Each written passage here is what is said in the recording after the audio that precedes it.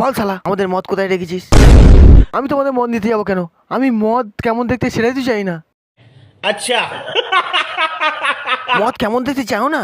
চলো তোমার একদিন কি আমার 4-5 দিন। ও কাকু গো আমাকে ছেড়ে দাও, আমি মদ চুরি করিনি। হ্যালো ভাই, আমাদের মদ চোরটাকে ধরেছি। এই মালটার কাছ থেকে মারধর করে মদ আমরা ঠিক আদায় করে নেব। আমি চারদিকে কিছু দেখতে পাচ্ছি না, এ আমায় কোথায় নিয়ে এলো রে? ভাই এই সেই মাল যে আমাদের মদ চুরি করে নিয়ে পালাচ্ছিল। ওর গাল থেকে মদের গন্ধ পেয়েছি, সেই জন্য ওকে তুলে এনেছি।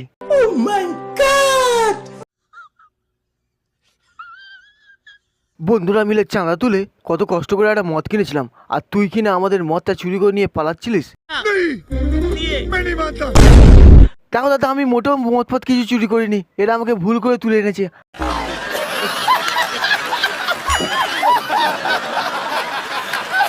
আমি পচা আপেলের জুস খেয়েছিলাম বলে আমার গালতে কত বাজে গন্ধ বেরোচ্ছিল।